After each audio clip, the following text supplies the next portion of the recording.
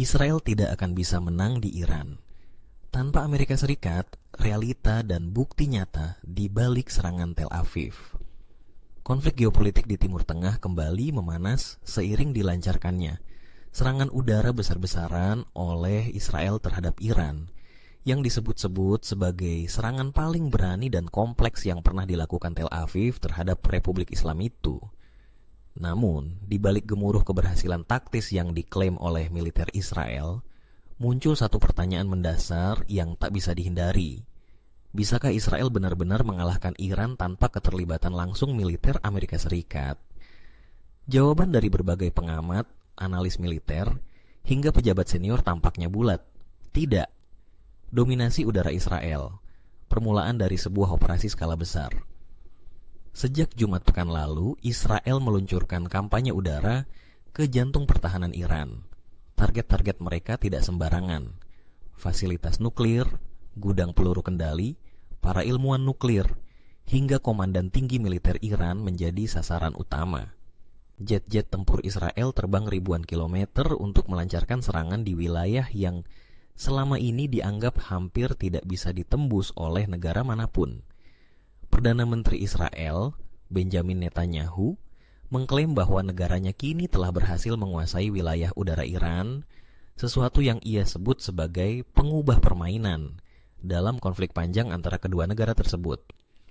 Pernyataan itu diperkuat oleh Penasihat Keamanan Nasional Israel, Tzachi Hanegbi, yang menyebutkan bahwa para pilot Israel kini dapat menyerang lebih banyak sasaran di Tehran berkat hancurnya puluhan sistem pertahanan udara Iran. Klaim ini bukan tanpa dasar. Berbagai sumber intelijen di kawasan menyebut kemampuan Israel menembus langit Iran hingga ke ibu kota sebagai suatu kejutan besar.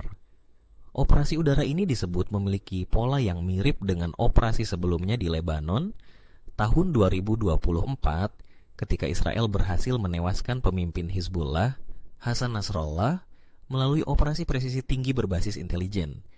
Namun, banyak pihak meyakini bahwa di balik kesuksesan ini ada peran tak terlihat dari Amerika Serikat. Sumbangan senjata dan logistik Amerika Serikat, kunci serangan awal. Beberapa media Israel dan internasional melaporkan bahwa sebelum serangan ini terjadi, Amerika Serikat telah mengirimkan sejumlah besar senjata ke Israel pada bulan April.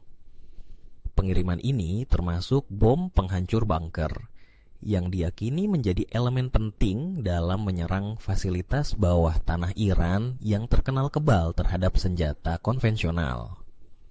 Lebih lanjut, pasukan khusus Israel, termasuk unit intelijen seperti Mossad, dikabarkan berperan besar dalam menghancurkan sistem pertahanan udara Iran dari darat sebelum serangan udara dimulai. Serangan-serangan pembuka tersebut menjadi krusial untuk memberi jalan bagi jet-jet tempur Israel agar bisa memasuki wilayah udara Iran tanpa perlawanan berarti.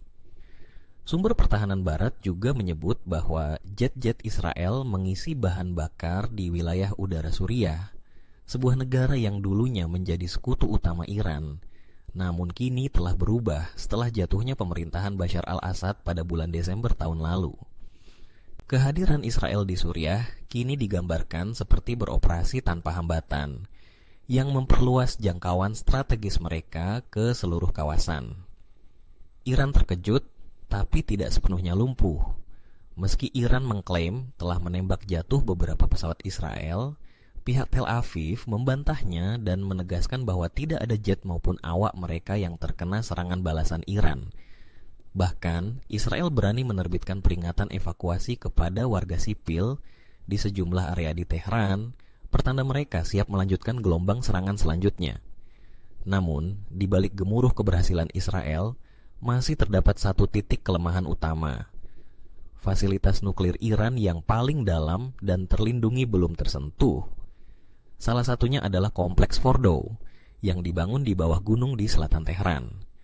Lokasi ini didesain untuk bertahan dari segala bentuk serangan konvensional, dan hanya bisa dihancurkan dengan bom penghancur bunker kelas berat dan pesawat pengebom strategis.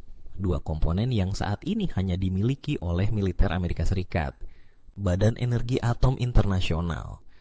Dua fasilitas nuklir dihancurkan, Badan Energi Atom Internasional (IAEA) mengonfirmasi bahwa dua fasilitas utama yang digunakan Iran untuk memproduksi komponen sentrifugal telah hancur akibat serangan udara Israel.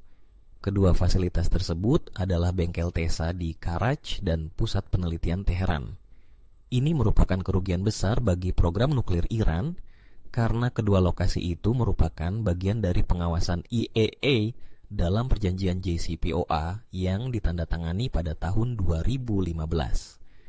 Selain itu, dalam serangan terpisah, Israel juga menyerang fasilitas tempat rotor sentrifugal canggih diproduksi dan diuji.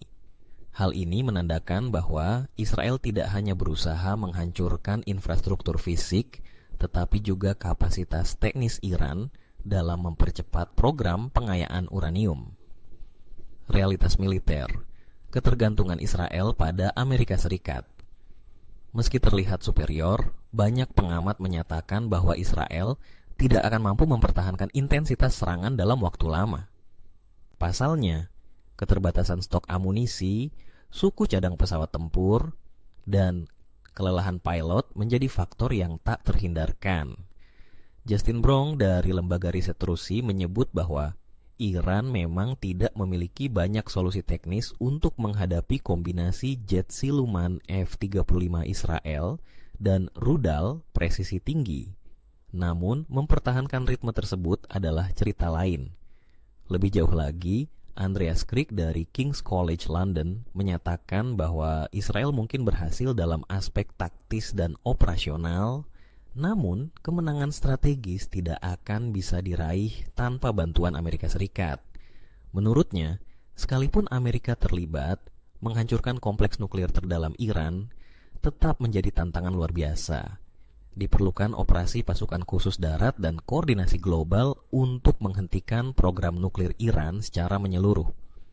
Hal ini ditegaskan pula oleh mantan pejabat keamanan Israel, yang secara anonim mengatakan bahwa hanya militer Amerika Serikat yang memiliki kemampuan militer untuk menghancurkan Fordow dan kompleks bawah tanah lain di Iran. Bom penghancur bunker milik Amerika dan pesawat pengebom seperti B-2 atau B-52 menjadi satu-satunya senjata yang cukup kuat untuk menembus lapisan batuan gunung di atas fasilitas-fasilitas tersebut. Kesimpulan, Israel tidak bisa sendiri. Narasi heroik yang dibangun oleh Israel atas keberhasilan serangan ke Iran tidak bisa dilepaskan dari dukungan logistik, intelijen dan senjata dari Amerika Serikat. Tanpa bom penghancur bunker yang dikirimkan Washington, tanpa jaringan logistik yang memungkinkan pengisian bahan bakar di Suriah, serta tanpa teknologi radar dan navigasi canggih buatan AES, kemungkinan besar serangan Israel akan menghadapi resistensi besar atau bahkan gagal total. Kedepan, jika konflik ini terus bereskalasi, dunia mungkin akan menyaksikan keterlibatan militer Amerika Serikat secara lebih langsung. Dalam upaya menghentikan Iran dari memperoleh senjata nuklir, Israel tidak akan cukup kuat berdiri sendiri, betapapun canggihnya armada udara mereka. Dengan semua data dan fakta di atas, jelaslah bahwa dominasi militer Israel atas Iran saat ini bersifat temporer dan sangat tergantung pada variabel eksternal, terutama dukungan penuh dari Amerika Serikat. Tanpa itu, mimpi Israel untuk sepenuhnya melumpuhkan program nuklir Iran hanya akan menjadi fatamorgana di tengah gurun geopolitik yang semakin membara.